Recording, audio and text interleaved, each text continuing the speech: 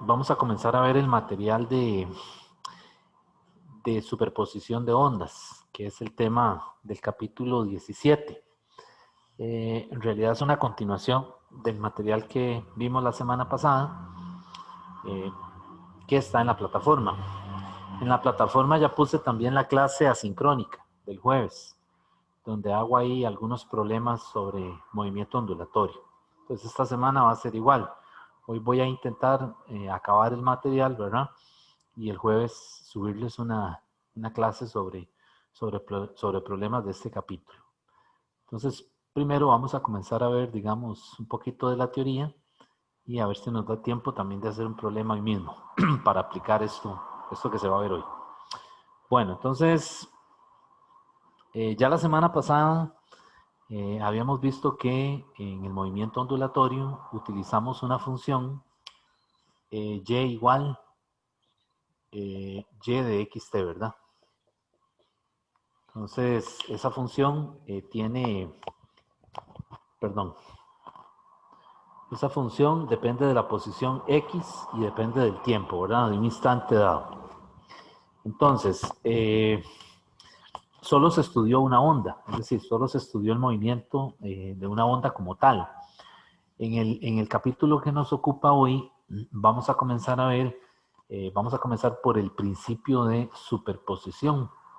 El principio de superposición al menos le relaciona dos ondas que se están moviendo y que se van a superponer durante su movimiento. Entonces, lo que le dice es que si tenemos una onda, ¿verdad? Una perturbación que se mueve en este sentido, hacia la derecha, y por aquí tengo otra onda que ahora se mueve en sentido contrario, digamos que hacia la izquierda, y esta onda la describe una función y1 y a esta la describe una función y2, pues entonces lo que le dice el principio de superposición es que hay un instante dado en donde las ondas comienzan a sobreponerse o superponerse, ¿verdad? Cuando se acercan.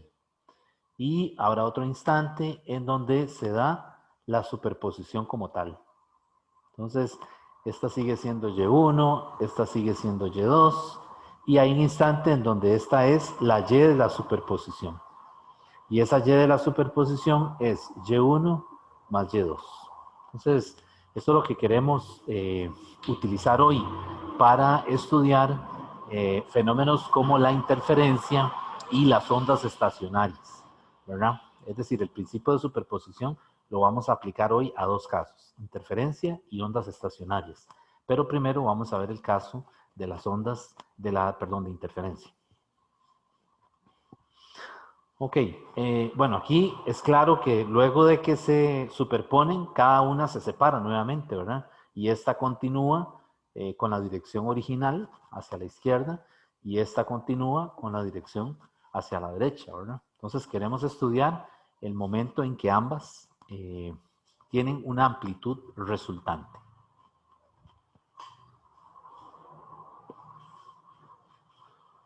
Ok, entonces, como les decía, el primer caso que vamos a ver es el de interferencia, ¿verdad? Entonces, en interferencia,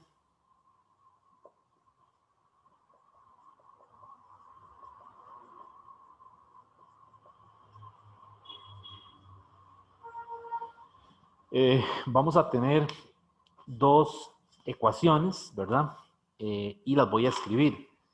La Y1 va a ser Y1 es igual A por el seno de Kx menos omega t. Y la Y2 va a ser igual a por el seno de Kx menos omega t más phi. Entonces, una de las ondas, supongo que la fase del movimiento es 0 y la otra es phi. Y vean que ambas tienen el mismo signo. Es decir, ambas se están moviendo hacia la derecha. Igual, si ambas tuvieran un más, pues se están moviendo hacia la izquierda. Entonces, en el caso de interferencia, tenemos que reconocerlo así, como que ambas ecuaciones tienen el mismo signo, o sea, van en la misma dirección, pero una va adelante o atrás, como lo quieran ver, ¿verdad? con un desfase que es el phi.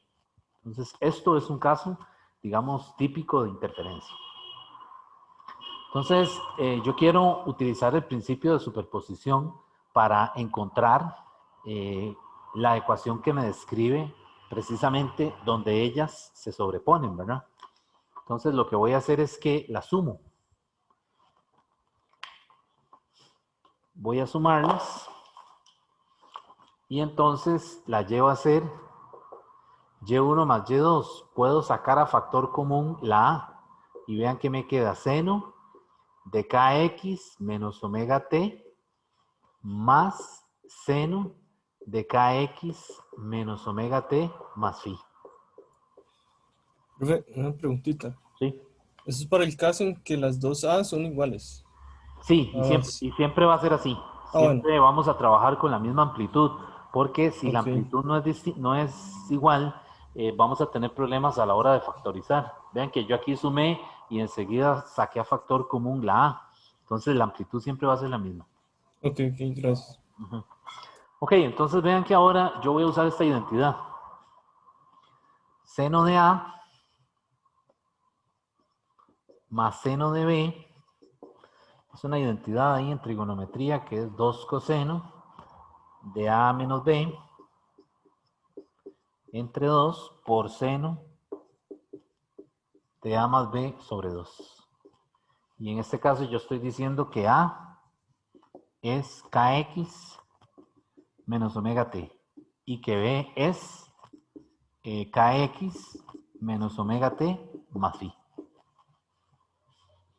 Necesito usar esa identidad para poder factorizar la onda resultante. Así se le llama a esto. Cuando se usa esa identidad decimos que vamos a factorizar la suma de esas ondas, ¿verdad? Y entonces cuando yo utilizo esta identidad, ¿verdad? Resulta que me va a quedar la y de la onda resultante. Y de xt es igual a ¿quién? Es igual a 2a. Aquí me estoy brincando un poquito de álgebra, ¿verdad? Phi medios multiplicado por el seno de kx menos omega t más phi medios. Entonces, esa es la y resultante de la onda. Es decir, cuando se superponen, ¿verdad?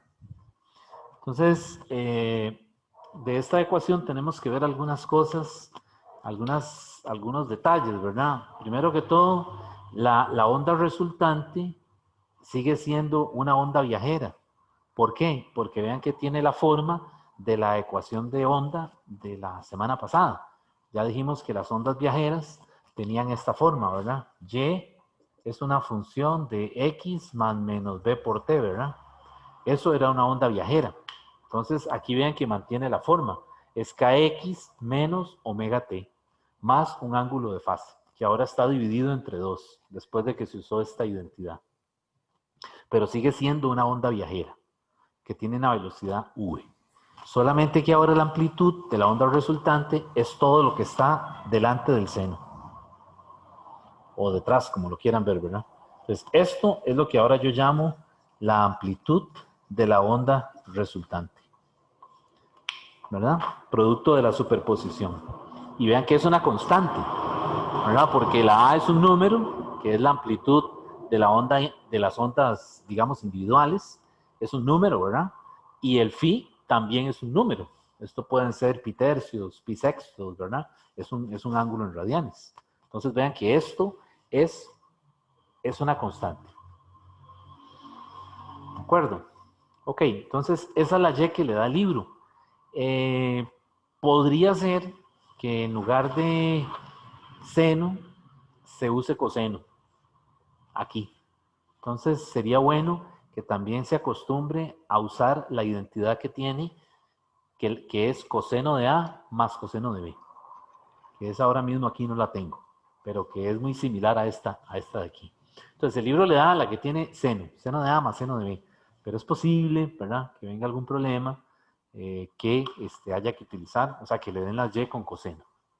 Entonces no se aprenda esta fórmula que está aquí en este recuadro, no se la aprenda ciegamente, ¿verdad? Porque algunas veces capaz que no le sirve, ¿verdad? Es decir, hay unos signos que van a cambiar. Por ejemplo, si aquí yo no hubiera puesto menos, sino que pongo más, habría que ver cómo quedarían esos signos en esta ecuación, ¿verdad?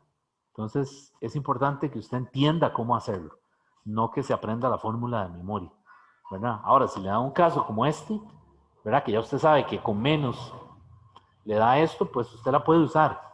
Pero lo que les quiero decir es que no se confíe a que se aprenda la fórmula, digamos, de memoria, porque es posible que le falle en algún signo, ¿verdad? Entonces, mejor es importante que se acostumbre a usar la identidad. Esta identidad que está aquí, ¿verdad? Seno de A más seno de B.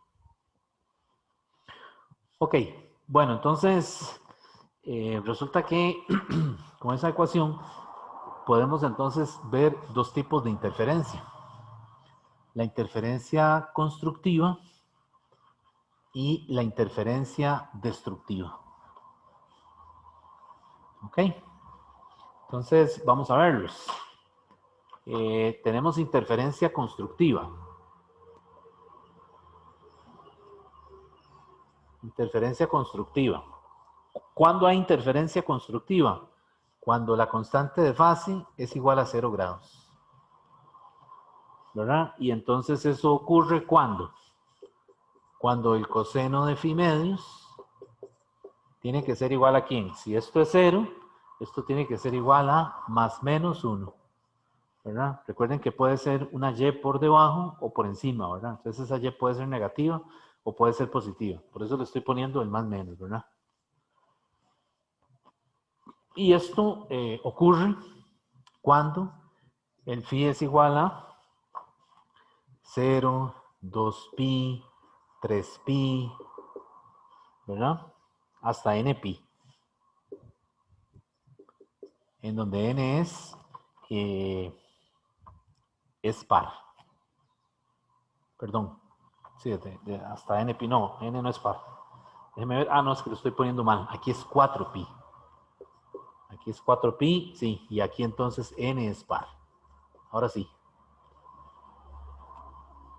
Entonces, la amplitud en interferencia constructiva, la amplitud tiene el valor máximo. O sea, la amplitud máxima en este caso es 2a. Ok, entonces siempre que el ángulo sea 0, o al revés, que le digan que hay interferencia constructiva, pues entonces hay que utilizar el phi igual a 0 grados. Bien, si tienen alguna duda, me preguntan, ¿verdad?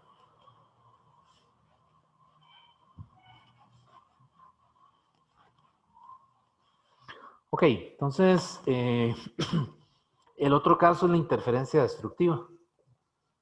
Entonces, cuando hay interferencia destructiva, el ángulo vale 180 o pi radianes, ¿verdad?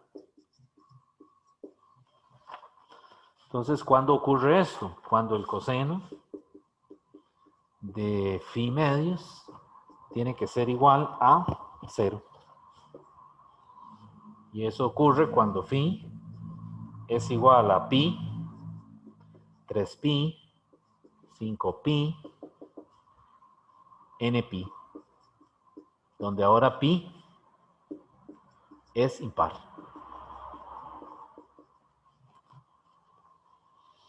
Y ahora la amplitud es 0. Entonces vean que siempre que haya interferencia destructiva, la amplitud se anula. Entonces es otra forma de verlo, ¿verdad? Entonces estas preguntas se las pueden hacer conceptualmente en las preguntas de marque con X, ¿verdad? Entonces hay que leer el libro, ¿verdad? Para tener, digamos, claro la parte conceptual. Ok, entonces hay un caso intermedio, que es el caso en donde, digamos, el ángulo está entre 0 y 180. Entonces, en este caso, la amplitud resultante, pues tiene que ser mayor que 0 y menor que 2a. Ese caso no tiene un nombre particular, ¿verdad? Es un caso intermedio en donde el ángulo, el phi puede ser 60 grados, puede ser 45 grados, ¿verdad? Pero los dos casos son, digamos, los dos casos bien que los podemos distinguir son el de interferencia constructiva y el de destructiva, por los valores de la constante de fase. Ok, ahora en términos de sonido, recuerden que esto que estamos viendo, el principio de superposición, se aplica no solo a ondas transversales, sino también a ondas longitudinales. Entonces esto también se puede usar para estudiar un problema de sonido. Por ejemplo, como en el caso de que se tengan dos altavoces, ¿verdad? Dos altavoces y entonces hay un observador cerca de esas fuentes que están produciendo sonido. Entonces es posible que donde esté ese observador, en la posición donde esté, es posible que lo que escuche sea ruido, ¿verdad? Es decir, no distinga los sonidos. Entonces decimos que es un caso de interferencia destructiva, ¿verdad? Y entonces decimos que esas posiciones, ¿verdad? Son mínimos, corresponden a mínimos. Pero, por ejemplo, si usted está en un concierto, ¿verdad? O en una sinfónica, ¿verdad? Muy probablemente pueda distinguir los sonidos de los diferentes instrumentos, ¿verdad? Entonces ahí decimos que es un caso de interferencia constructiva. Y las posiciones donde está esa persona, ¿verdad? Es decir, donde está ubicado con respecto a esa fuente de sonido, son máximos. ¿De acuerdo? Entonces el problema de interferencia no solo se aplica a cuerdas, sino también se aplica a problemas, digamos, de micrófonos, ¿verdad? O altavoces. En el libro, en la página 456 de la 10ª edición, perdón, 455 de la 10ª edición, le hacen un problema completo, resuelto, de dos altavoces, ¿verdad? Que están ahí y hay un observador que se ubica frente a esos altavoces. Entonces le dice que calcule la frecuencia y otras cosas ahí para que escuche, es decir, para que haya interferencia constructiva o bien para que haya interferencia destructiva. Entonces sería bueno que le den una ojeada a ese ejemplo que está hecho con todo detalle ahí, ¿verdad?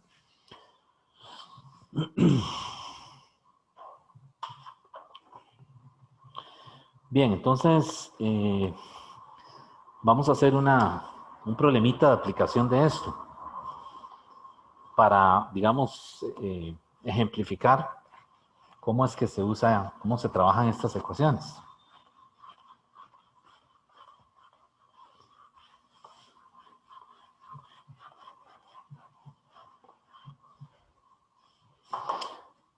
Ok, el problema que vamos a hacer dice que dos ondas armónicas se describen por medio de, y le da las ecuaciones. Y1 es igual a 5 metros por el seno de pi 4x menos 1200t. Y Y2 es igual a 5 metros por el seno de pi 4x menos 1200t menos 0.25. Entonces vean cómo se lo escribió, ¿verdad? Como le dan las y. Y le está diciendo que la x, la y, están en metros y que el tiempo está en segundos, ¿verdad? Entonces le está diciendo que halle la amplitud de la onda resultante. La parte A le dice halle la amplitud resultante. Entonces, ¿cómo haríamos eso? Bueno, lo primero es que ellos lo que quieren es que uno haga la suma. Es decir, que aplique lo de la factorización, ¿verdad? Saque la A factor común y use la identidad que tiene seno. Entonces vean que aquí está de acuerdo con las ecuaciones que yo puse ahora al principio, ¿verdad? Ambas tienen menos y menos, quiere decir que son dos ondas que se están moviendo en la dirección del eje X positivo. Solamente que vean que un pi lo pusieron afuera. Entonces ese pi hay que incorporarlo al argumento de es decir, juntar todo esto, ¿verdad? Todo esto es el argumento para poder comenzar a sumarlo. Entonces la Y1 yo la escribo como 5 seno de 4pi x menos 1200 pi t. Y la y2 la escribo como 5 seno de 4 pi x menos 1200 pi t. ¿Ok? Y aquí me queda, cuidado, aquí hay que meter el 0.25, que es la constante de fase. Vean que ese 0.25 no lo multipliqué por pi, porque en el problema le están dejando claro los paréntesis. Entonces, cuidado, multiplica el pi por 0.25, porque entonces le va a dar otra cosa, ¿verdad? ¿Ok? Y ahora, pues, ya aquí podemos identificar, ¿verdad? Si yo hago la suma, vean que la suma de esto, si yo sumo esas dos cosas, esas dos y, aplicando la identidad que obtuvimos ahora, me va a quedar 2a coseno de phi medios multiplicado por seno de kx menos omega t más phi medios.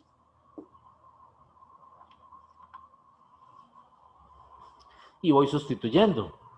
¿Qué sería entonces la y? Es 2 por a es 5, por el coseno de, ¿qué sería el coseno ahí? Sería 0.25 dividido entre 2, por el seno de kx, que sería 4 pi x, menos 1200 pi t, más, que en este caso sería menos, porque vean que hay menos aquí, en donde divido 0.25 entre 2. Pues aquí me quedaría menos 0.125. Y ahí tengo ya la y. Lo que hago es que multiplico 2 por 5, 10, por el coseno de 0.25 entre 2. Y recuerden que eso hay que tener cuidado, ¿verdad? Que estén radianes. Eso da 9.92 metros multiplicado por el seno de 4 pi x menos 1200 pi t menos 0.125. Y ahora sí, la pregunta que me están diciendo, ¿cuál es la amplitud resultante? La amplitud resultante es lo que está delante del seno. Entonces la amplitud resultante es el 9.92. Por lo tanto, respuesta, la amplitud resultante de esas ondas individuales es 9.92 metros. ¿Está bien? Profe, una consultita. Ahí el ángulo de phi es, bueno, yo lo tomé negativo y da igual, menos 0,125 y da igual. ¿A dónde? ¿A dónde? En la amplitud, Aquí, pues, coseno de menos 0,25 entre 2, eso siempre da igual, si lo pongo positivo o negativo. sí, porque es que el coseno de menos phi, de menos cita, es coseno de cita. Ok, sí, sí. Y seno Ok, de menos cita es menos seno de cita. ok, ¿Sí? gracias. Ok, bueno. Entonces, esa es la parte A del problema. Vean que es muy sencillo, ¿verdad? Por supuesto, hay problemas un poco más elaborados, ¿verdad? Es decir, este es un caso que estamos usando para ejemplificar la teoría de interferencia, ¿verdad?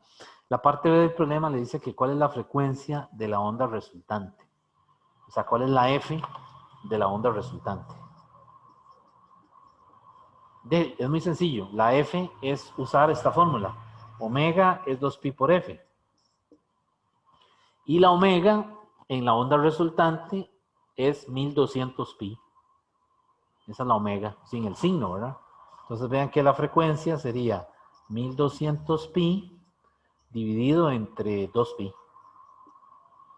Al cancelar los pi y dividir, me queda entonces 600. 600 Hz. Esa es la frecuencia de la onda resultante. Ok, entonces vean que no es tan complejo, ¿verdad? ¿Hay alguna duda?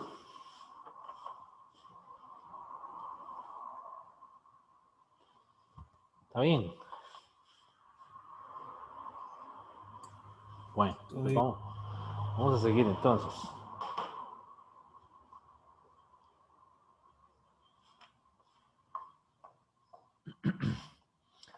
Bueno, vamos a ver ahora el otro caso. El otro caso donde se aplica el principio de superposición es el caso de ondas estacionarias, ¿verdad? Entonces, vamos a ver ahora, es como el segundo caso, digamos. Lo que vamos a ver ahora es ondas estacionarias.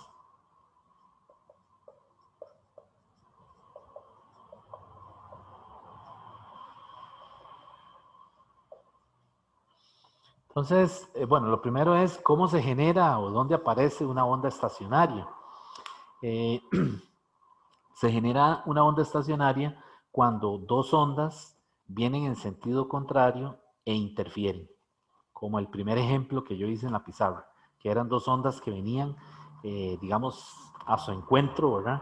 Y se produce la superposición o la sobreposición, como le dicen, y ahí se encuentra la Y. Entonces, ese es un caso de onda estacionaria, ¿verdad? Cuando tienen sentidos opuestos, ¿verdad? Pero también se puede generar una onda estacionaria cuando tenemos una cuerda que está atada entre dos extremos y que está tensa. O sea, por ejemplo, el caso clásico es una cuerda, o sea, hay una pared, ¿verdad? Y aquí hay otra pared, ¿de acuerdo? Y aquí se pone una cuerda. Y esa cuerda está tensa, ¿verdad? Está sujeta y de un lado, de un extremo, hay algún mecanismo que produce la vibración.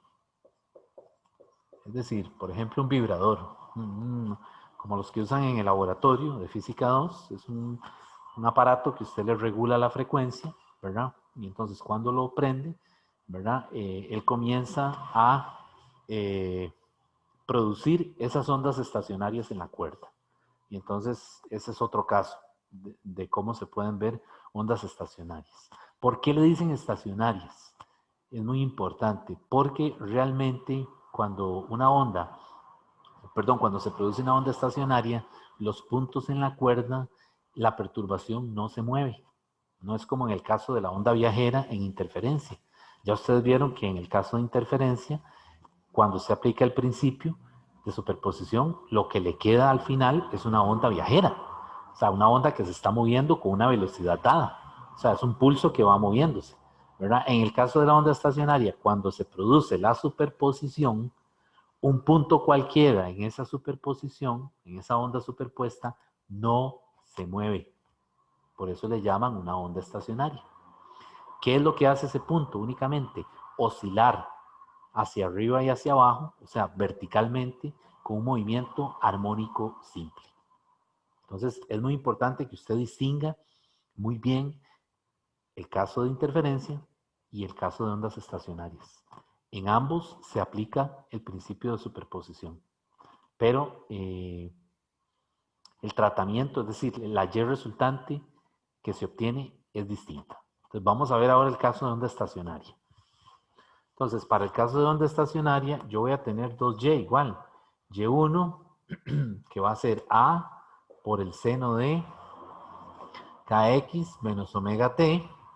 Y voy a tener Y2, que va a ser igual a A por el seno de Kx, pero ahora es más omega t. Y vean que no hay fase del movimiento. Es decir, en ambos casos estamos cogiendo el phi como cero. Entonces, vean que aquí no hay forma de confundirnos, ¿verdad? En el ejemplo que hicimos ahora, era una onda, ¿cómo se dice? Era un caso de interferencia, porque los dos tenían el mismo signo. O sea, ambas ondas se movían hacia el mismo sentido, ¿verdad? En este caso, las dos se mueven en sentido contrario. Igual, vamos a sumarlas.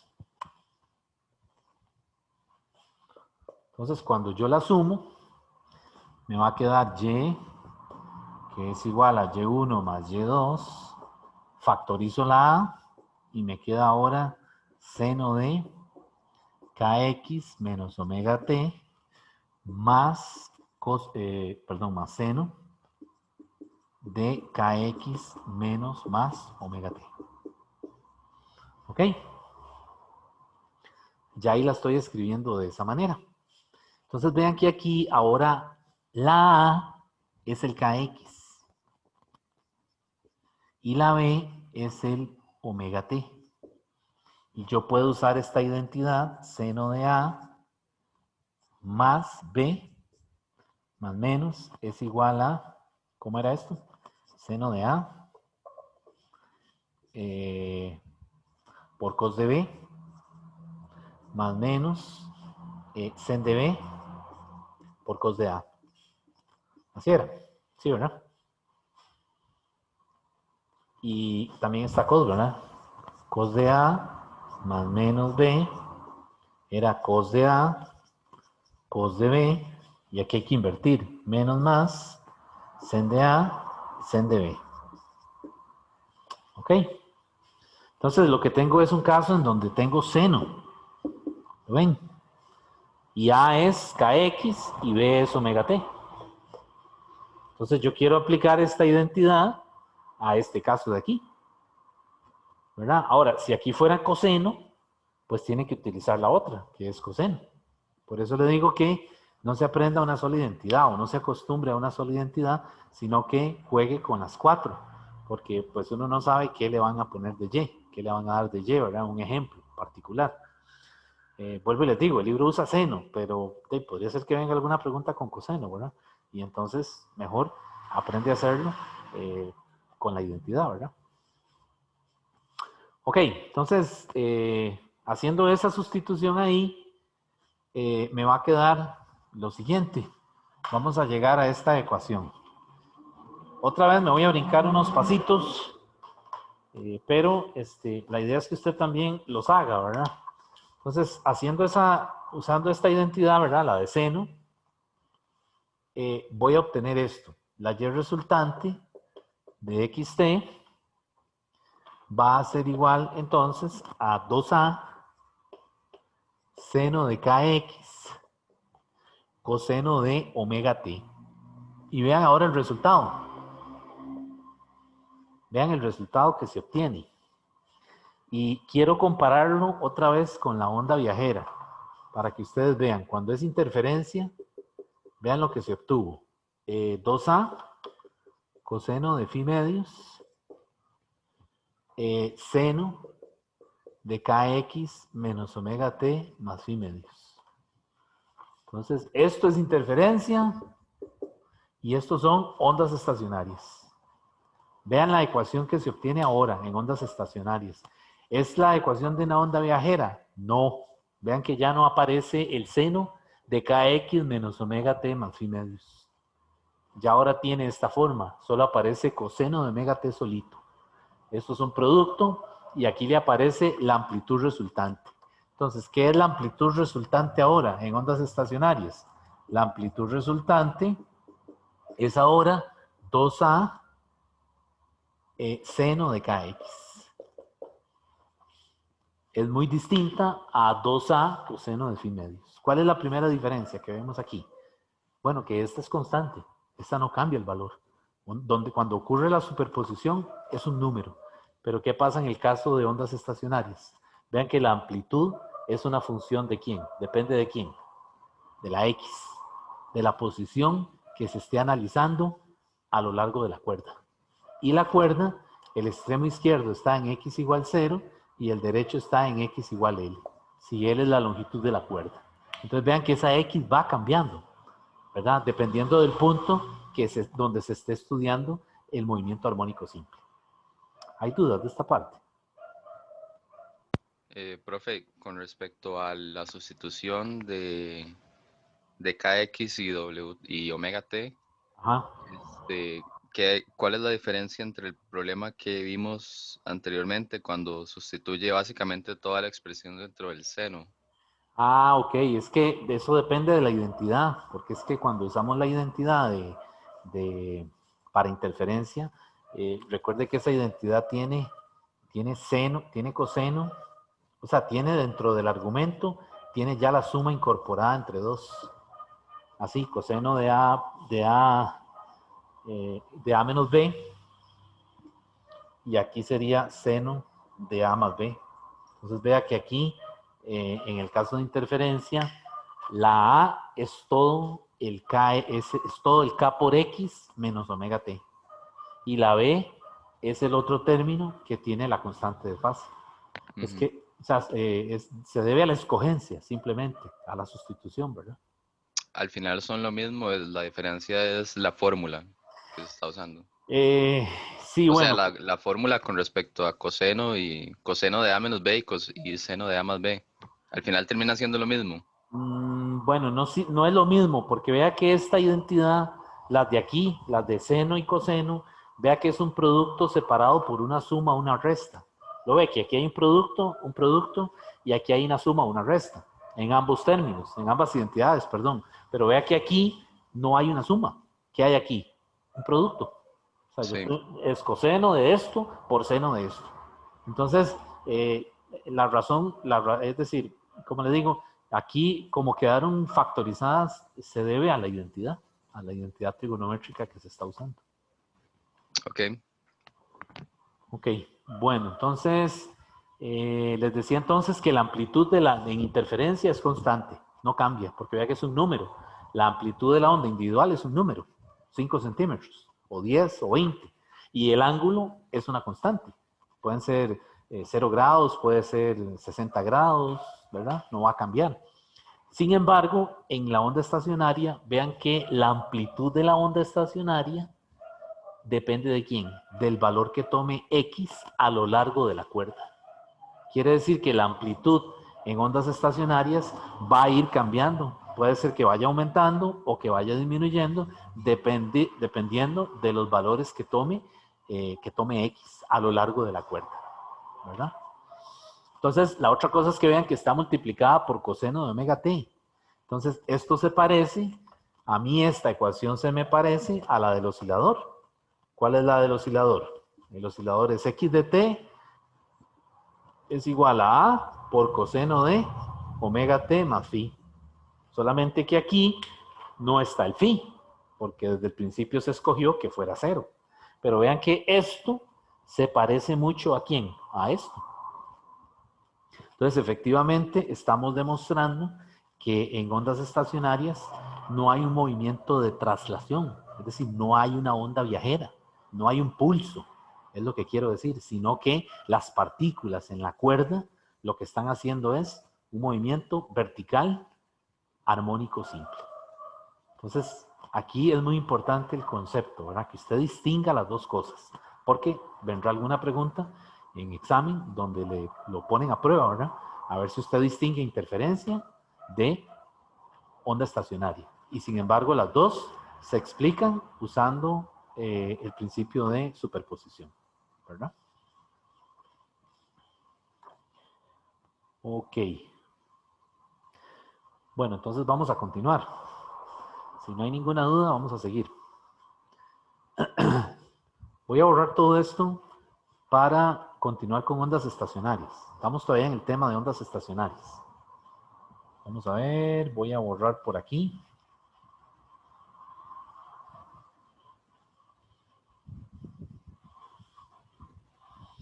Vean que la onda resultante, la onda estacionaria resultante, guarda algunas similitudes con las individuales, ¿verdad? Por ejemplo, el número de onda y la frecuencia angular son las mismas en la onda estacionaria. Vean que tiene el mismo K y tiene el mismo omega.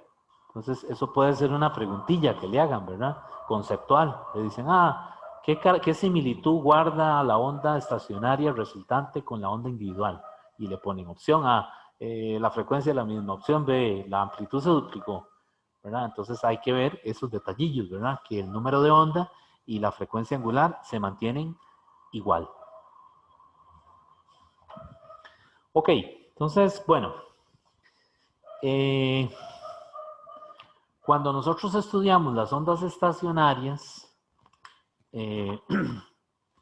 los patrones que se observan son los siguientes. O sea, cuando uno enciende el mecanismo que produce la vibración, ¿verdad? Lo que observa es esto. Vamos a ver si me sale. Usted en el laboratorio y le van a decir, prenda el vibrador y dele tanta frecuencia. ¿Ok? Entonces, usted le da cierta frecuencia, como le dice el profesor de laboratorio, y va a observar esto, que se va a formar algo así. Es decir, la cuerda genera este patrón. Como ver un párpado, como ver una... De hecho, le dicen, a la abertura le dicen un vientre. Ese es el nombre que le usan. Entonces resulta que si usted cambia la frecuencia, esto es para una frecuencia F1. Si su profesor le dice, ok, cambie, dele más frecuencia, aumente la frecuencia, ¿verdad? Entonces, ¿qué va a pasar? Que usted en un momento dado va a ver algo así. Va a ver un párpado así, algo así, y por debajo y por encima. Entonces vean que aquí la frecuencia es F2. Y así sucesivamente. Claro, cuando ya usted quiere ver 4 de estos, o sea, 4 vientres, ya la cosa se pone complicada, ¿verdad? Porque, es decir, yo me recuerdo de esa práctica y cuesta mucho lograr afinar, ¿verdad? La perilla esa que le da la frecuencia para lograr ver los 4 vientres. Y 5 es mucho más difícil, ¿verdad? Entonces, por lo general, los primeros 3 son fáciles de buscar, de encontrar, que uno los vea. Pero ya del 3 en adelante ya cuesta, ¿verdad? Ya hay que sentarse ahí un ratito a jugar con el aparato, ¿verdad? Bueno, entonces lo que les quiero decir es que un punto cualquiera en la cuerda lo que hace es un movimiento armónico simple. O sea, efectúa un más. ¿Está bien? Y los puntos en los extremos, donde la amplitud es 0, le llaman nodos y se abrevia con una N mayúscula. Y los puntos donde la amplitud es máxima se le llaman antinodos. Entonces lo abreviamos con AN. Entonces, claro, vean que a lo largo de esta cuerda, aquí la posición del primer nodo es x igual 0. La posición del segundo nodo es x igual ¿qué? L, porque es la longitud de la cuerda.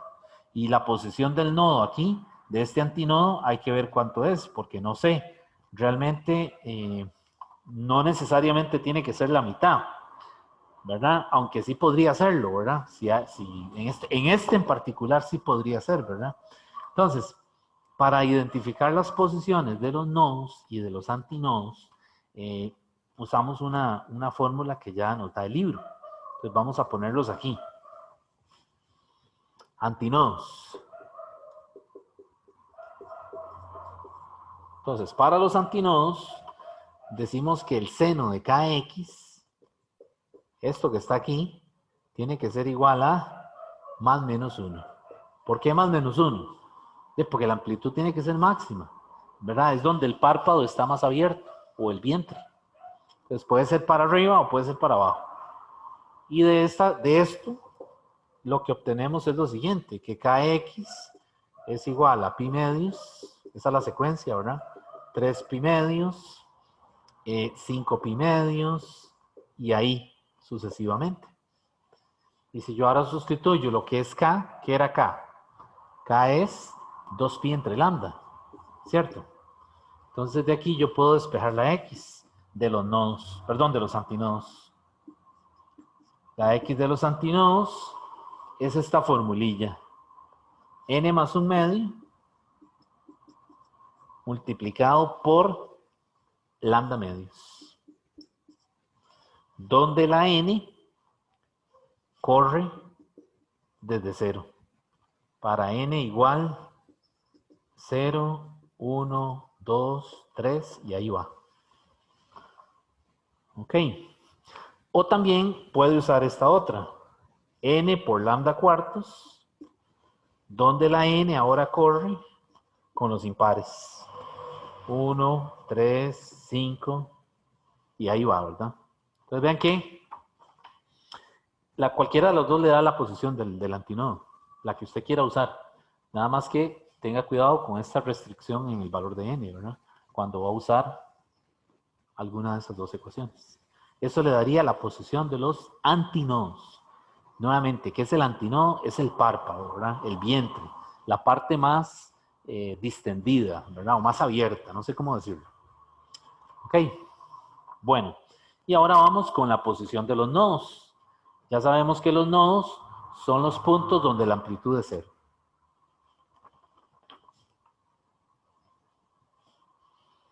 Entonces... Ajá. Una consulta, la N minúscula es para el número de frecuencia. La N minúscula es para... la N minúscula es para contar lo que se llaman los modos normales. Es decir, por ejemplo, aquí la N es 1. Hay un solo párpado. Aquí la N es 2 y así sucesivamente. Entonces aquí decimos que hay dos modos normales de vibración. Aquí hay un modo normal de vibración. Ok, gracias. O sea, la N son los modos normales que llaman. Bueno, entonces voy a borrar... ¿dónde borro? Que es que aquí todo es importante. Voy a borrar aquí arriba. Entonces, para los nodos, vamos a necesitar que seno de kx sea igual a ¿quién? A 0. ¿Verdad? En esta ecuación resultante, en la y resultante, esto tiene que ser 0. ¿Por qué? Porque me tiene que dar la condición de que en los nodos la amplitud es 0. Entonces, al hacer yo seno de kx igual 0, pues me va a quedar que kx es igual a 0.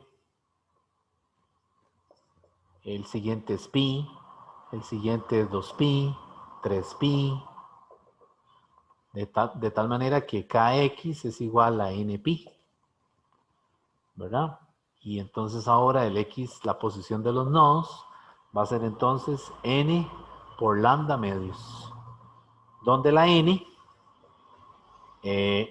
comienza a contarse a partir de 0, 0, 1, 2, 3, etcétera, ¿verdad? En n igual 0, de ahí es este punto, ¿verdad? Entonces, de ahí la x igual n, ¿verdad? Perdón, la x igual 0. ¿De acuerdo?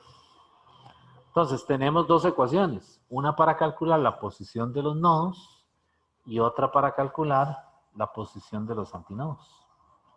Ya sea con esta o con esta. Ahora, yo necesito también la distancia, por ejemplo, de un antinodo a un antinodo. Distancia de un antinodo a antinodo. Esa distancia es lambda medios. Siempre va a ser la mitad de la longitud de onda. Me refiero a dos antinodos consecutivos, ¿verdad? Obviamente. Luego la distancia de un nodo a un nodo. ¿Cuánto sería la distancia de un nodo a un nodo? Lambda medios también. ¿Y cuál sería la distancia de un antinodo a un nodo? Lambda cuartos. Entonces, algunas veces vienen problemas tan sencillos como eso, ¿verdad? Yo he visto por ahí en los bancos de preguntas que le dan la longitud de onda y le piden la distancia del antinodo al nodo. De ahí, coja la longitud de onda y divídala entre 4. Y ya, ahí está la respuesta, ¿verdad? Entonces vean que no son preguntas, no todas, ¿verdad? No, hay algunas más complejas, pero hay preguntas que básicamente son algún concepto, ¿verdad? Que usted necesita saber.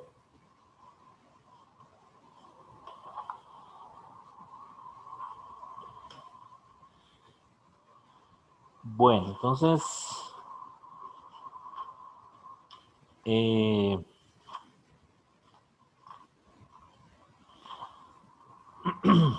vamos ahora a volver sobre, estamos siempre en el caso de ondas estacionarias. ¿Qué ondas estacionarias tiene más cosillas que interferencia? Más detalles, ¿verdad? Entonces vamos a otra vez sobre ondas estacionarias.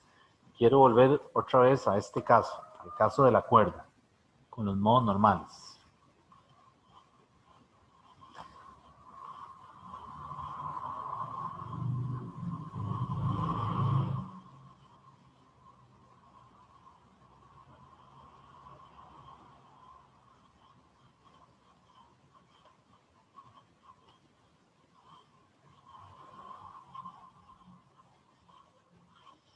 Entonces, cuando yo tengo una cuerda entre dos, fija, ¿verdad? Tensa, entre dos extremos, va a pasar lo que ya observamos, ¿verdad? Dependiendo de la frecuencia que se le dé al mecanismo que produce la vibración, que está por fuera, ¿verdad?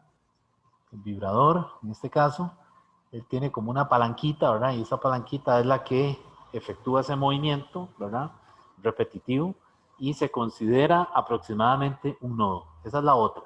El extremo de esa palanquita donde está pegada la cuerda se considera un nodo, aproximadamente, ¿verdad? Porque es un movimiento muy rápido, ¿verdad? Y entonces prácticamente es en este punto, ¿verdad? En donde la amplitud es 0. Bueno, entonces esa cuerda tiene longitud L. Vean que yo puedo cambiar los modos normales de vibración para que haya 1, ¿verdad? O para que haya 2 o 3, como los dibujé ahora. Se pueden cambiar, sin embargo la cuerda usted no la está cambiando. Es decir, no importa cuántos modos normales produzca con el mecanismo de vibración, la longitud de la cuerda es la misma. Lo que estamos haciendo es cuantizando la cuerda, ¿verdad? Es decir, diciendo, bueno, está oscilando en el primer modo normal, está oscilando en el segundo, está oscilando en el tercero, y así sucesivamente. Pero la cuerda sigue siendo la misma. Es decir, si la longitud de la cuerda son 20 centímetros, permanece igual. Entonces, este mecanismo en ondas estacionarias ha servido para estudiar otros problemas, ¿verdad? Por ejemplo, el caso del átomo de hidrógeno, que me imagino que ya ustedes lo estudiaron en química, ¿verdad? El modelo de Bohr del átomo de hidrógeno. ¿Qué es lo que hace Bohr? Pues tiene un átomo de hidrógeno y entonces comienza a cuantizar las órbitas en las que se mueve el electrón, ¿verdad? Entonces, esas órbitas, qué sé yo, pasan de un nivel a otro. Pues es lo mismo que estamos haciendo con la cuerda. La estamos como que partiendo, seccionando, manteniendo la misma longitud. Entonces, este tema de ondas estacionarias, realmente Bohr lo usó en aquellos años, ¿verdad? Para poder estudiar el modelo del átomo de hidrógeno. Y le funcionó, ¿verdad? Es decir, él hizo lo mismo. Lo cuantizó. De tal manera de que usó una n minúscula que viene a ser las veces del modo normal que estamos usando aquí en la cuerda. Entonces, cuando digo cuantizar, me refiero a contar, ¿verdad? También. Entonces, en la cuerda, yo puedo calcular la longitud de onda para cada modo. Entonces, le llamo lambda n, que sería 2L entre n. Puedo también calcular la frecuencia para cada modo. Le llamo Fn. Entonces, sería V entre lambda n. Vean que a la V no hay que ponerle n. ¿Por qué no hay que ponerle n? Porque la V depende de la tensión, ¿verdad? Y la tensión siempre va a ser la misma, al igual que las propiedades del medio. Entonces yo aquí también puedo decir que V, aquí es válido decir que V es la tensión a la que está sometida la cuerda entre el mu. ¿Qué era el mu? El mu era la densidad lineal de masa de la cuerda, ¿verdad? Entonces vean que si yo junto estas dos ecuaciones, me va a quedar algo así. Fn es igual a n entre 2L raíz de t entre mu. Y tengo una ecuación que me da la frecuencia teórica, ¿verdad? Que debería estar en acuerdo con la frecuencia que se le da al aparato que produce la vibración. ¿Está bien? Y estas ecuaciones, todas estas ecuaciones funcionan haciendo el conteo empezando en 1. 1, 2, 3, ¿de acuerdo? Porque si no sirve 0, porque en 0 ya dijimos que no hay, la cuerda no está formando uno de esos vientres, ¿verdad? Y necesitamos al menos el primero para comenzar a contarlo, ¿verdad? Entonces, esta serie de frecuencias, en donde n vale 1, 2, 3, se llama la serie armónica. F1, F2, F3, etcétera, converge, ¿verdad? Es una serie que converge y se llama la serie armónica. Serie armónica. Tiene muchas aplicaciones en todo lo que tiene que ver con instrumental, o sea, con equipo relacionado con sonido, ¿verdad? Por ejemplo, para afinar instrumentos, ¿verdad? Y todo eso, esa serie se utiliza, ¿verdad? Bien, entonces a la F1 le dicen la frecuencia fundamental. Le llaman la frecuencia fundamental. Bohr también en el modelo del átomo de hidrógeno hace lo mismo, ¿verdad? Hay una frecuencia de emisión del átomo de hidrógeno que él también le llama la frecuencia fundamental, ¿verdad? O sea, el trabajo de él mucho fue basado en esta forma de estudiar las ondas estacionarias. Ok, entonces se le llama frecuencia fundamental o también le dicen el primer armónico. Y a esta la llaman el segundo armónico. Y así sucesivamente. Tercer armónico, cuarto armónico, etcétera, ¿verdad? Pero vean una cosa. Estas frecuencias, a partir de la F2, yo también puedo escribirla así. Puedo escribirla F1, y el siguiente término de la serie sería 2F1. Y el siguiente sería 3F1. Y así sucesivamente. Entonces, vean que también este término ahora no solo se le llama el segundo armónico, sino que también escrito así de esa manera, en términos de la N, como NF, se le llama también el primer sobretono. Y a 3F1 se le llama el segundo sobretono. Y así sucesivamente. Entonces, aquí hay que tener cuidado cuando usted lee el problema. Porque cuando hemos puesto estos problemas en exámenes de cátedra, o sea, problemas de desarrollo, resulta que no saben esto, ¿verdad? No sabían eso, entonces cuando le dijeron que una cuerda estaba vibrando en el segundo sobretono, usaron n igual 2, y realmente lo que había que usar era ¿qué? N igual 3. Entonces, cuidado con la notación, ¿verdad? Que no se vayan a cambiar de n.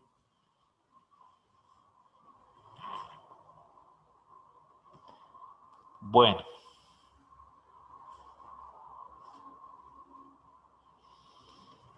Ok, entonces, este tema que estamos viendo es ahí en la sección 17.4, donde le está hablando de las ondas bajo condiciones de frontera, ¿verdad? Que es cómo se cuantiza, ¿verdad? Cómo se particiona, por decirlo de alguna manera, para ver un vientre, dos vientres, tres vientres, etcétera, ¿verdad? Con esta notación que se usa de primer armónico, segundo armónico, o primer sobretono, que es n igual 2, ¿verdad? Segundo sobretono, n igual 3, y así sucesivamente. Ok. Bueno, ahí también en el libro le mencionan el caso de la resonancia. Pero entonces vamos a ver el otro caso para ya complementarlo todo. Antes de ver resonancia, vamos a ver ahora modos normales en columnas de aire. Es decir, es este mismo problema de la cuerda, solamente que en lugar de una cuerda, lo que vamos a tener es un tubo, ¿verdad? Un tubo, por ejemplo, como el tubo por donde se propaga una onda sonora, como lo vimos en la clase pasada, ¿verdad? Una onda que es longitudinal, que pasa por un tubo, ¿verdad?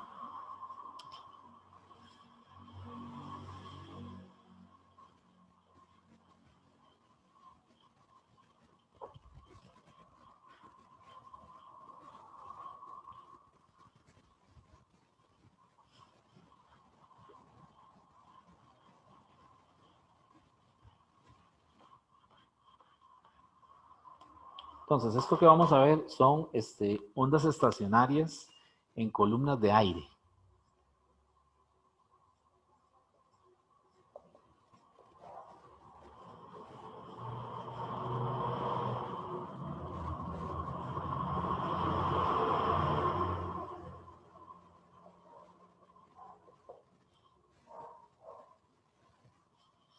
Entonces, aquí solo hay dos casos, que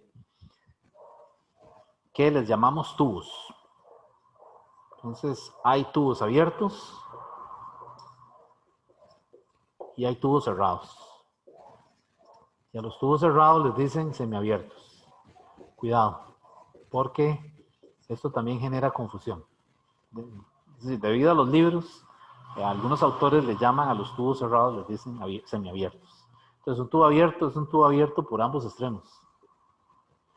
y por aquí por dentro es que pasa la onda longitudinal. Por ejemplo, una flauta, ¿verdad? O algún instrumento de viento, cuando lo soplan, ¿verdad? Que tapan los orificios, pues por ahí se propaga la perturbación, ¿verdad? La onda como tal. Y a medida que se propaga, también hay regiones donde hay nodos y hay antinodos. Lo mismo que si fuera una cuerda. O sea, el comportamiento es el mismo. Solamente que en una cuerda las ondas son transversales y en tubos las ondas son longitudinales. Pero es el mismo efecto. O sea, se ven la misma secuencia, nodo, antinodo, nodo, antinodo y así sucesivamente. ¿De acuerdo? Entonces, lo que queremos es comparar los dos sistemas, por decirlo de alguna manera. El caso de la cuerda, ¿verdad? Que está, digamos, pegada entre dos extremos y que se pone a oscilar con una frecuencia determinada, y el caso de una columna de aire o un tubo, ¿verdad? Y el caso les decía, el tubo abierto está abierto por ambos extremos, y el tubo cerrado, pues es el tubo que tiene una parte tapada. ¿Está bien? Entonces, el comportamiento de los nodos aquí adentro es distinto, ¿verdad? Porque aquí está cerrado de este lado. Entonces, por eso le dicen también semiabierto, ¿verdad? Entonces, por ejemplo, una flauta podría ser un caso de un tubo semiabierto. No sé si han visto una flauta, ¿verdad? Tiene, digamos, por donde sale el aire, ¿verdad? Es como circular, y donde la persona sopla es como un poco la entrada es más estrecha. No sé si lo han notado, ¿verdad? Tiene como lo que llama uno un pito, ¿verdad? Como decir un silbato de esos que usan en, qué sé yo, en un partido. Entonces, eso es un tubo, digamos que semiabierto, o funciona así, porque entonces esa forma que se le da precisamente es para producir ciertos tonos, ¿verdad? Pues si estuviera abierto, quizás el sonido no es el mismo, como en este caso, ¿verdad? Entonces, por eso los instrumentos de viento, como ustedes comprenderán, se les hacen ese tipo de obturaciones, ¿verdad? Se estrechan en las salidas para lograr producir esos tonos deseados, ¿verdad? Cuando alguien está interpretando alguna melodía, ¿verdad? Bueno, entonces, estos son los dos casos, tubos abiertos y tubos cerrados. Entonces, para tubos abiertos, la frecuencia la vamos a calcular así. Fn también en la forma cuantizada, ¿verdad? Va a ser NV entre 2L.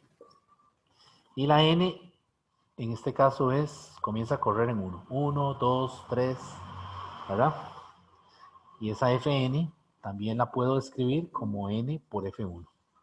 O sea, la puedo cuantizar, escribirla en términos de la frecuencia fundamental o el primer armónico. Y para el caso de tubos cerrados, la frecuencia la vamos a calcular así. Fn es igual a Nv, todo igual, pero en lugar de un 2 es un 4.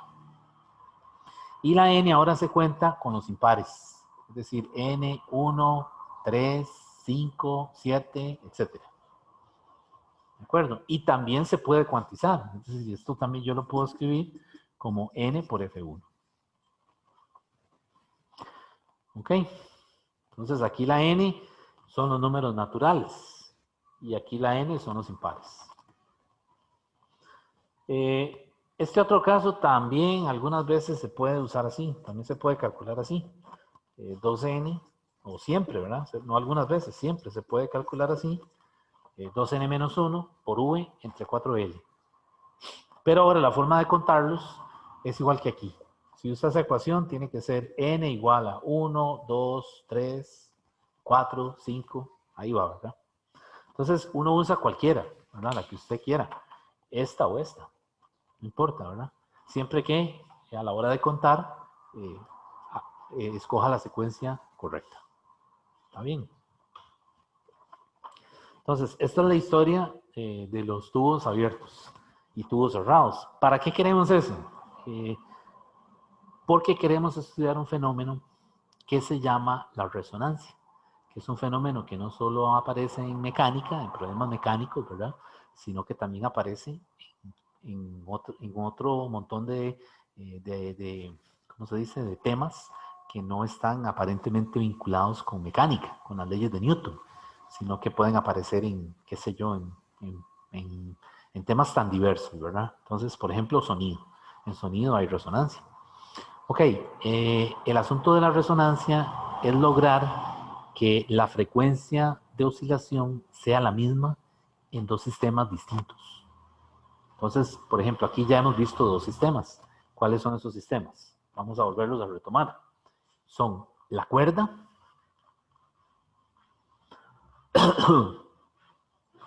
y los tubos. Esto que acabamos de ver ahora. Los tubos abiertos y los tubos cerrados. Entonces,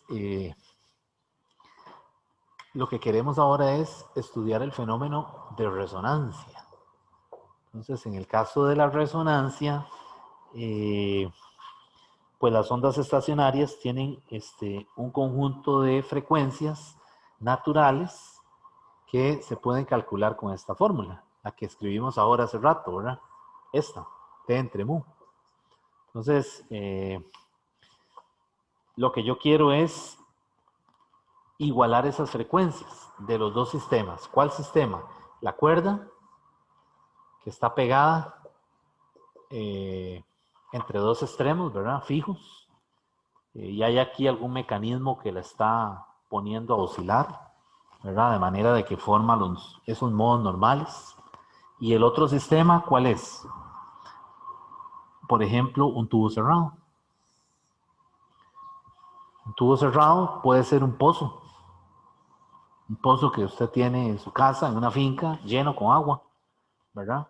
Entonces, hay un mecanismo que usan los topógrafos, es un aparato, ¿verdad?, que logra encontrar esa frecuencia, ¿verdad? Haciendo un par de aproximaciones, el aparato le estima la frecuencia necesaria y con base en esa frecuencia el topógrafo se da cuenta de la profundidad del pozo, sin tener que ir con una cinta métrica a medirlo, porque no se puede, ¿de acuerdo? Entonces, aquí hay una aplicación del fenómeno de resonancia. Igualar la frecuencia de este sistema con la de este sistema, ¿verdad? Para poder despejar alguna incógnita de alguno de los dos sistemas, ya sea el tubo o el caso de la cuerda, ¿verdad? Entonces, en estos problemas es posible que usted aquí conozca la frecuencia y con la frecuencia que conoce aquí, calcula aquí la longitud de la cuerda. Es una posibilidad. O si aquí conoce más datos, con la frecuencia que conoce de aquí, puede calcular la profundidad del pozo, por ejemplo. ¿Está bien? Entonces, a eso se refiere cuando estudiamos un problema, cuando estudiamos la resonancia en dos sistemas como estos.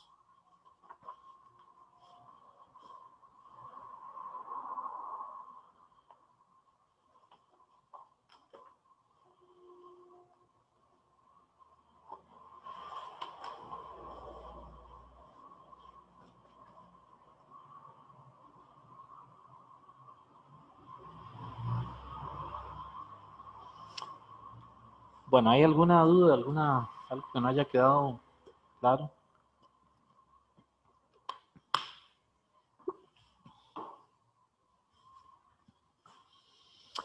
Bueno, entonces vamos a hacer un problema de aplicación de esto de ondas estacionarias.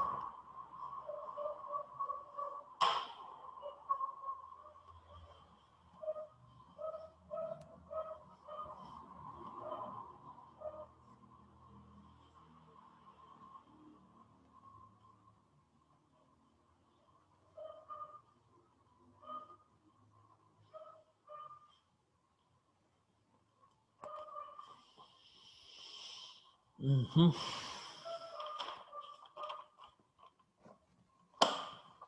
Vamos a hacer primero uno de ondas estacionarias, a ver si me encuentro. Denme un momentito.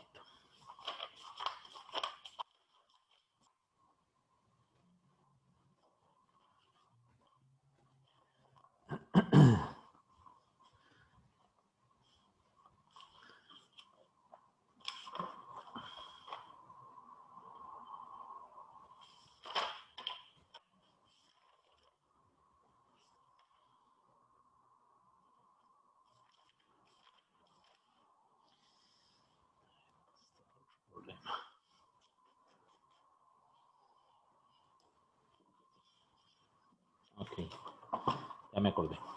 Ok, bueno, entonces, este problema que vamos a hacer es un problema de un examen viejo, ¿verdad? Es del semestre 2 del 2017. Y el problema que vamos a hacer es el problema número 6, el último.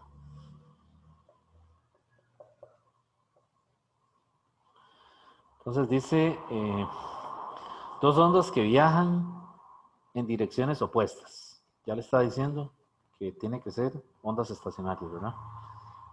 Viajan en direcciones opuestas a lo largo de una cuerda fijada en ambos extremos.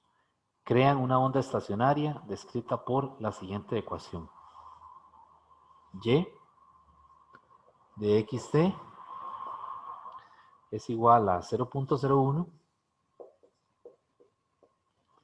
seno de 25x por el coseno de 1200t. Ese 1200t es casualidad, ya ha salido en dos problemas, ¿verdad? No quiere decir que siempre la omega va a ser 1200. Aquí es casualidad, ¿verdad? Entonces, bueno, le dan la ecuación y le dicen que la cuerda tiene una densidad lineal de masa de 0.01 kilogramos entre metro. Y la tensión de la cuerda es aplicada por un objeto que cuelga de un extremo. Entonces aquí hay que imaginarse la situación. Es una mesa y tenemos una cuerda por donde va el pulso. Bueno, corrección. Tenemos la cuerda, ¿verdad? Porque no es una onda viajera. Y aquí hay una polea. Entonces le dice que la tensión es aplicada por un objeto que cuelga. Entonces la cuerda tiene masa m y longitud L. Y el cuerpo que cuelga tiene masa m, mayúscula. Entonces aquí hay una tensión y aquí está el peso. ¿De acuerdo? Entonces ¿cómo se llama? El bloque no se mueve. O sea, está estático, ¿verdad? Está fijo. Y en la cuerda se generan los modos normales de vibración por algún mecanismo que produce que pone a la cuerda a oscilar. Digamos que el vibrador está por aquí afuera y entonces produce ese movimiento armónico simple. Perdón. Entonces, dice si la cuerda vibra en su tercer armónico, vean que le está dando un dato, dice que la cuerda vibra en su tercer armónico. Quiere decir que n es 3, ¿verdad? Le hace las siguientes preguntas.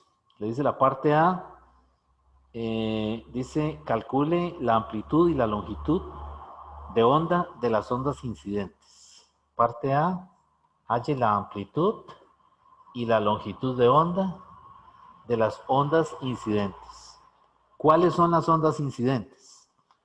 Las ondas individuales, ¿verdad? Son las que van en sentido contrario para producir la oscilación. ¿Ok?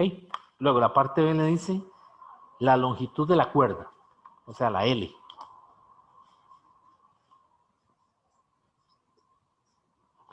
La parte C le dice la velocidad de las ondas.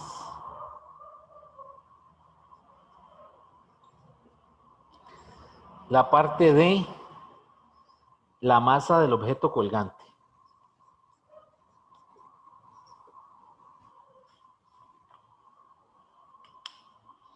Ok.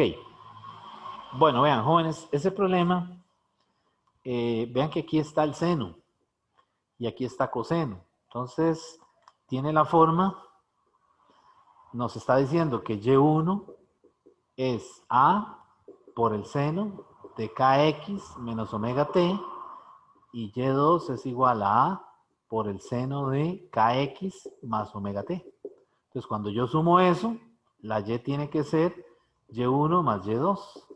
Y eso me tiene que dar la factorización que habíamos visto al principio, ¿verdad? 2A por el seno de KX por el coseno de omega T. Entonces, yo aquí la puedo usar directamente, porque yo sé que tiene este orden. ¿Lo ven? Pero digamos, si aquí se lo invirtieron, si el coseno aparece aquí con la X y el seno aparece con la T, es que no están usando seno, sino que están usando coseno.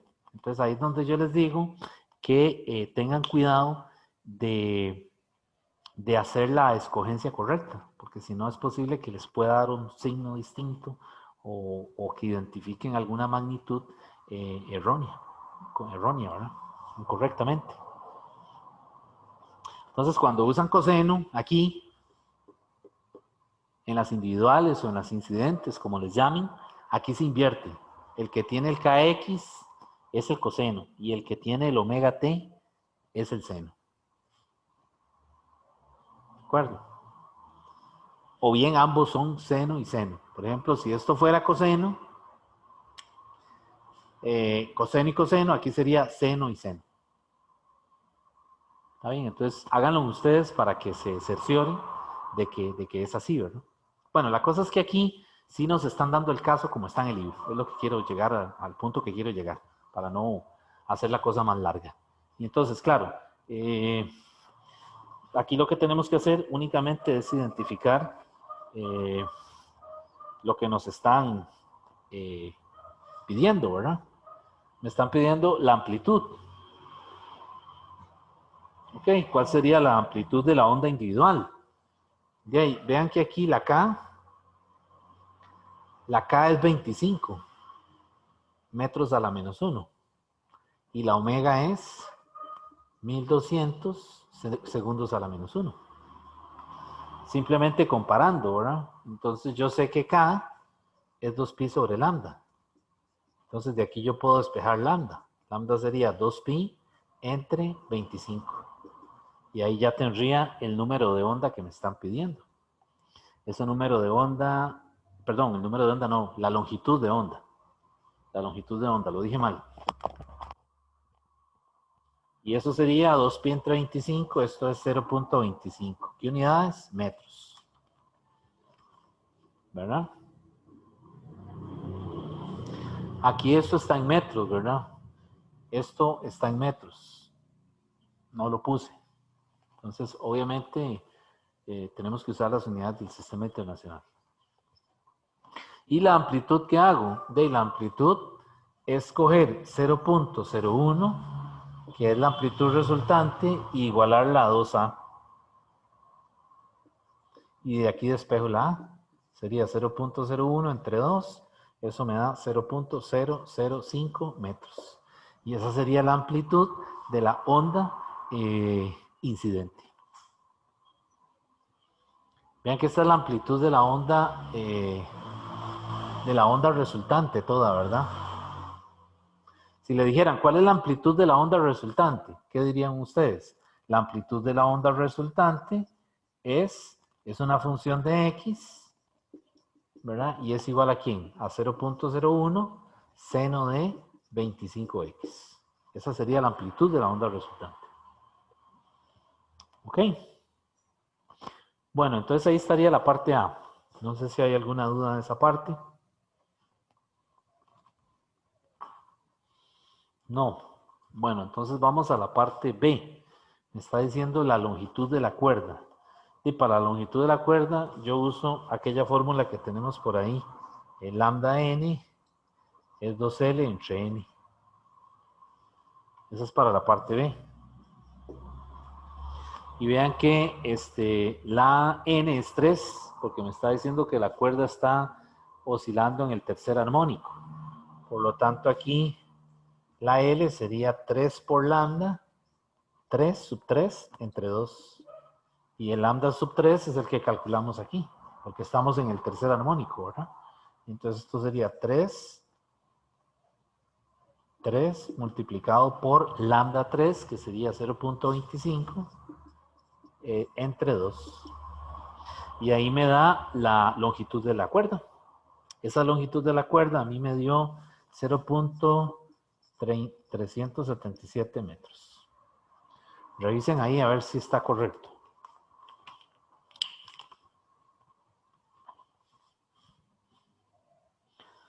¿Hasta ahí hay alguna duda? ¿Está bien? Ok. Ok, entonces aquí estaría la longitud de la cuerda y ahora me están pidiendo la velocidad. ¿Cómo calcularía la velocidad? ¿Cómo haríamos para calcular la velocidad? Vean qué es la velocidad de quién. Pregunta aquí. ¿Es la velocidad de la onda estacionaria o es la velocidad de la onda incidente? ¿Cuál es la que me están pidiendo? La redacción del problema dice así. Parte C, la velocidad de las ondas. Entonces, vean que se refiere a la velocidad de la onda incidente, ¿verdad? Porque la onda estacionaria, ¿qué pasa con la onda estacionaria? No se mueve. O sea, la velocidad es cero. Un punto en cualquier parte de esa onda estacionaria que esté oscilando, su velocidad es cero. Recuerden. Por eso se llaman ondas estacionarias, porque no son ondas viajeras, como en el caso de la interferencia.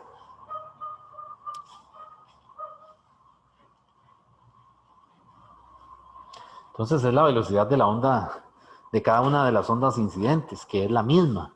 Entonces es V lambda F. Nada más. ¿O qué otra forma se puede calcular? Omega entre K.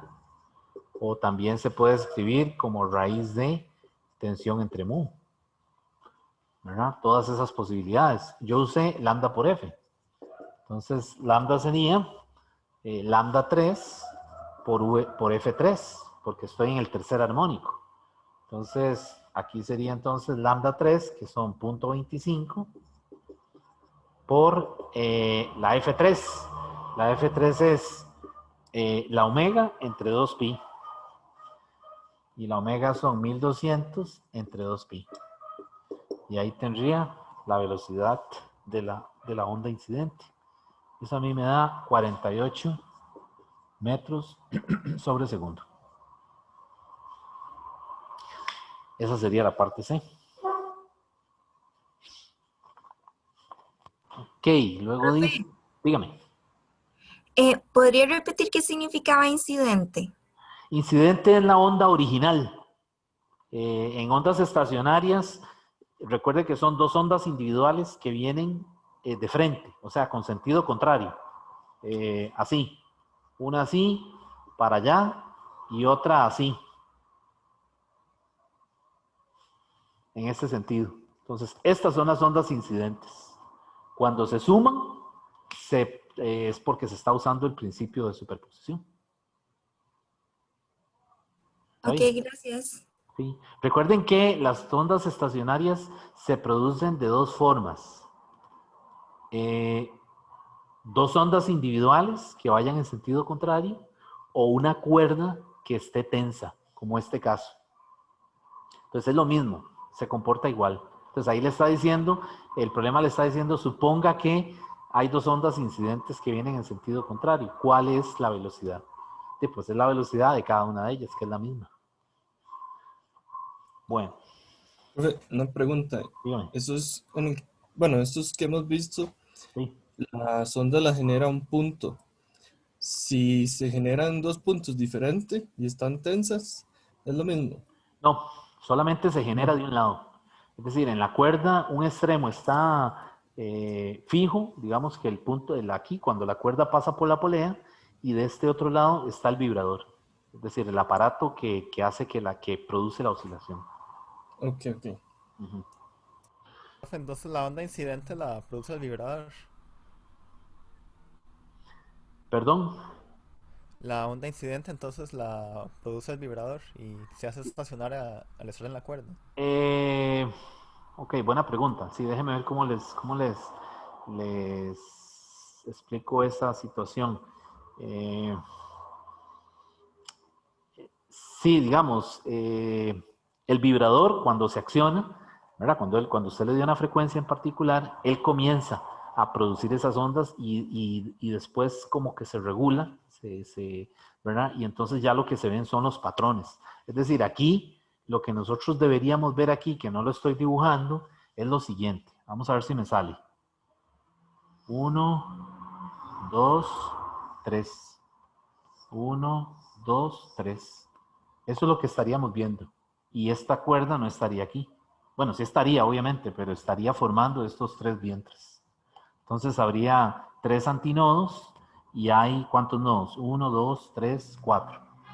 sea, realmente cuando se prendió el aparato este, ¿verdad? Que produce la vibración, en el tercer armónico, la persona que está haciendo el experimento ve 3 vientres, o sea, ve 3 de estos. Y ahí es que entonces decide calcular la velocidad. O bueno, estas cosas que le están pidiendo aquí, ¿verdad? Pero esto sería completamente equivalente a que yo tuviera una onda que se mueva en esta dirección y otra que se mueva en esta otra dirección. O sea, como que si fuera un experimento aparte, en donde vienen 2 ondas, ¿verdad? Y interfieren, ¿verdad? Y se forma este patrón que vemos aquí. Pero si no, no lo vean así. Es decir, imagínenselo nada más así. Usted prendió el aparato y le dio frecuencia, ¿verdad? Le dio cierto, giró la perilla y está viendo esos tres vientres, ¿verdad? Que son los antínodos. Bueno, entonces la parte D le dice que calcule, la parte D le pedía, ¿qué era? La masa del objeto que está colgando. Entonces, de aquí, pues uso la fórmula que tiene la raíz, ¿verdad? T entre mu, y la tensión es M por G, entre mu. Y el mu me lo dieron, ¿verdad? Es un dato del problema. Entonces, de aquí yo puedo despejar, decir que V cuadrado es igual a M por G entre mu. Y entonces, de aquí despejo la masa. Esa masa sería mu por V cuadrado sobre G. Despejándolo de aquí, ¿verdad? Y entonces ahí sustituyo el mu, que es el 0.01, lo multiplico por la velocidad, que son los 48 al cuadrado, y lo divido entre g, que es 9.8 metros sobre segundo cuadrado. ¿Verdad? Hay gente aquí que no sé por qué le queda un menos, hay veces. Cuidado, eso es un error de álgebra.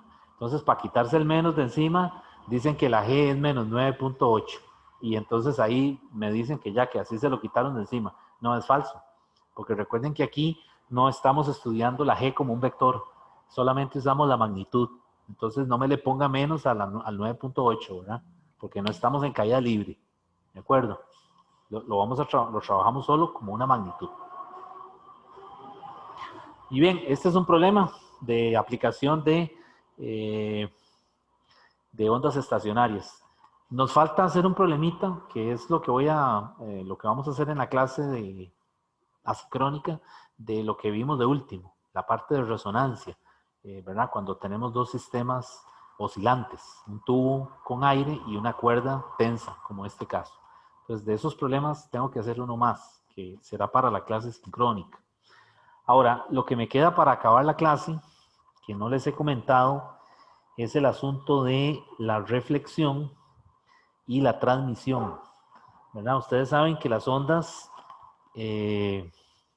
experimentan reflexión y también transmisión, ¿verdad? Cuando usted, por ejemplo, perdón, en una habitación vacía, ¿verdad? Donde sacó todo, ¿qué escucha uno?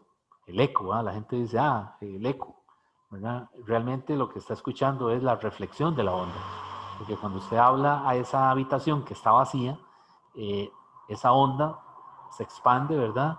Esa perturbación llega a la pared, rebota y vuelve donde mí, donde el observador que generó la fuente, digamos la perturbación. Y lo que uno escucha es como el retumbo, ¿verdad? Dice uno, el eco. Pero eso es realmente porque la onda no encontró ninguna superficie en la que pudiera chocar, ¿verdad? Es decir, al sacar toda la habitación, la onda va directo a la pared más próxima, ¿verdad? Y ahí se refleja. Ok, pero cuando usted tiene una habitación llena de cosas, ¿verdad? Qué sé yo, un closet, la cama, la mesa, todo eso, pues cuando la propagación se esparce, ¿verdad? Va ¿cómo se dice? A colisionar o a incidir sobre todas las superficies de camino. Y eso hace que usted no escuche el eco.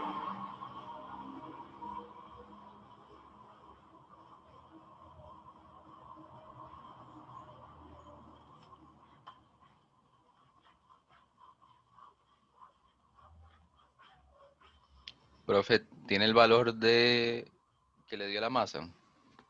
Uy, no la puse, ¿verdad? Sí, ya le digo. Se me fue. Sí, se me fue. No puse se me olvidó. A mí me dio 2.35 kilogramos.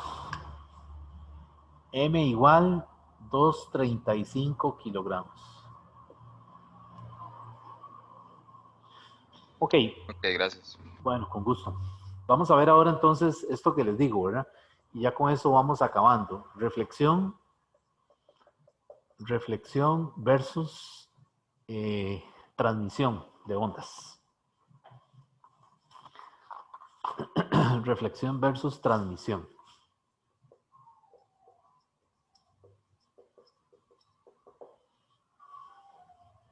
Entonces, aquí hay, digamos que, varias posibilidades, ¿verdad? Dependiendo del medio elástico, es decir, de las características de la cuerda y también del punto en la pared donde la onda se refleja. Entonces, por ejemplo, una cuerda puede estar en un punto fijo, ¿verdad? O puede tener un punto móvil. Entonces, por ejemplo, si es un punto fijo, es una cuerda, aquí va la perturbación y llega a una pared y ese punto está fijo.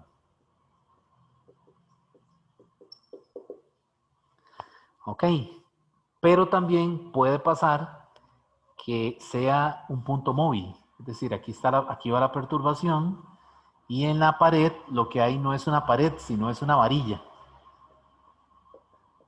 Y en la varilla lo que hay es como una especie como de aro o como anillo. Entonces vean que este punto es un punto móvil porque se puede deslizar hacia arriba o hacia abajo. Entonces la pregunta es, ¿qué pasa cuando tenemos un punto fijo versus un punto móvil? ¿Qué pasa con la onda? ¿Se refleja o qué pasa? ¿O se anula o qué pasa? Bueno, si es un punto fijo, lo que va a pasar es que se refleja, pero se invierte. Entonces, en el caso del punto fijo, hace esto. Ahora viene por debajo y en sentido contrario. O sea que en un punto fijo no solo se refleja, sino que se invierte. ¿Y qué pasa en un punto móvil? Pues en un punto móvil se refleja, pero no se invierte.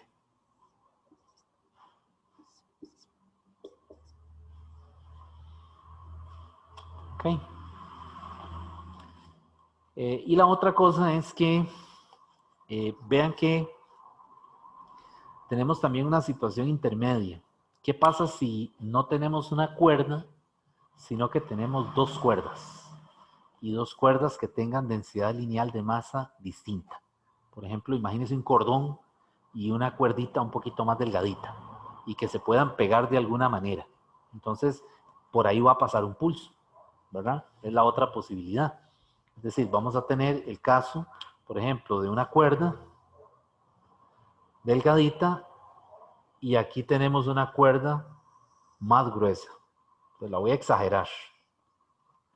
¿De acuerdo? Entonces, este punto que está aquí se llama la interfase o la unión de una cuerda que tiene densidad mu1 y una cuerda que tiene densidad mu2. Y mu2 es mayor que mu1. ¿Ok? Entonces, cuando el pulso llega aquí, tiene que haber continuidad. Es decir, no es posible que acabe ahí, sino que tiene que pasar o una parte transmitirse y otra parte reflejarse, ¿verdad? Entonces, ¿qué pasa cuando el pulso va primero viajando por la cuerda menos masiva? Bueno, lo que va a pasar es que una vez que llega a la interfase, una parte se invierte y se refleja y la otra parte viaja por la cuerda más gruesa. Eso es lo que se observa experimentalmente, ¿verdad? Bueno, esa cuerda me quedó así. ¿Ok? Entonces, en la interfase, una parte se refleja y la otra parte se transmite. Ahora, ¿qué pasa si es al revés? ¿Qué pasa si lo que tenemos es una cuerda mucho más gruesa por donde va el pulso y va a una interfase donde está una cuerda delgadita? Entonces, esto es mu2 y esto es mu1. y mu2 es mayor que mu1, o sea, es más masivo. Entonces el pulso está viajando por la cuerda más masiva. Bueno, lo que va a pasar aquí es que una parte se refleja, pero no se invierte.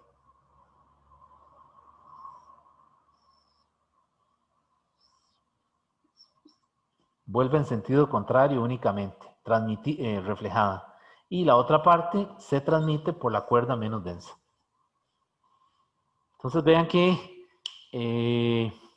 este caso se parece mucho al punto móvil y este caso se parece al punto fijo, ¿verdad? Cuando tenemos dos cuerdas con densidades de masa distintas, en este caso, en este primer caso, esta interfase se parece a un punto fijo. Y en este otro caso, esta interfase se parece a un punto móvil. O sea, como que si hubiera un anillo o un aro por donde se desliza la cuerda, ¿verdad? O bueno, donde se desliza el aro por la varilla, ¿verdad? Entonces, en estos problemas, lo primero que hay que tener cuidado es en reconocer que hay continuidad. Y para que haya continuidad, la frecuencia en ambos medios tiene que ser la misma. Entonces, vamos a poner unas ecuaciones que siempre se van a usar aquí en este tipo de problemas donde hay medios distintos, ¿verdad? Entonces, lo primero es que la frecuencia en ambos medios tiene que ser la misma. Entonces, de ahí, recuerden que la velocidad se puede calcular como lambda por f, ¿verdad? Y la otra cosa es que la cuerda está sometida a tensión. Entonces, podemos también usar la raíz de t entre mu y distinguir el mu1 del mu2, ¿verdad? O sea, tendríamos dos ecuaciones para velocidad. Y la otra cosa es que el pulso se mueve con velocidad constante. Entonces, como se mueve con velocidad constante, ¿qué pasa? Que esa velocidad también es distancia entre tiempo. Y la distancia en este caso es la longitud de la cuerda. Entonces, también es válida esta ecuación. V es igual a L entre el T.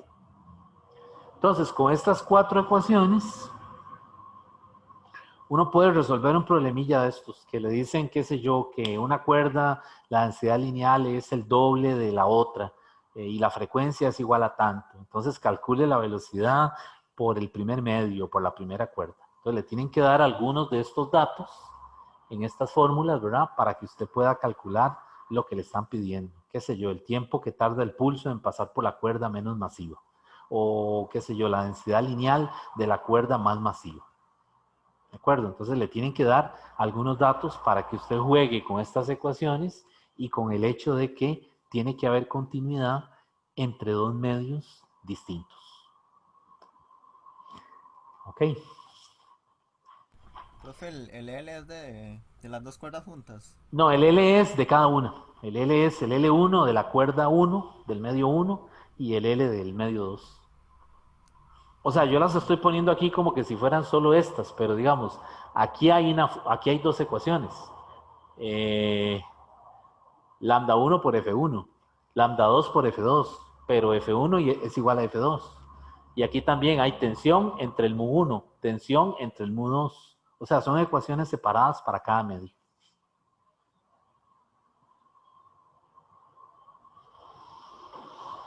Bueno, jóvenes, entonces aquí se termina, digamos, el material del capítulo 17. Me falta la clase asincrónica, ¿verdad? De esta semana. Ya la clase asincrónica de la semana pasada ya está puesta en la plataforma. Ahí en el último problema que hice, metí las patas, o sea, lo hice mal. Realmente el dato que puse está erróneo. El procedimiento está todo correcto, pero en la calculadora me equivoqué. Entonces, si tienen alguna duda de cuando vean ese problema, me dicen y inclusive lo podemos volver a plantear aquí en la clase del otro lunes y aclaramos la duda, ¿verdad? O sea, todo se entiende bien, solamente que yo metí un dedazo en la calculadora y puse otro número en la pizarra para que revisen, ¿verdad? Para que se den cuenta dónde está el errorcillo ahí en el video. Yo me di cuenta hasta después, si no lo hubiera corregido ahí en el mismo video. Recuerden que el examen es el primer examen corto, es este jueves, ¿verdad? ¿Y qué más les iba a decir? Bueno, no sé si tienen alguna duda, alguna pregunta acerca del examen.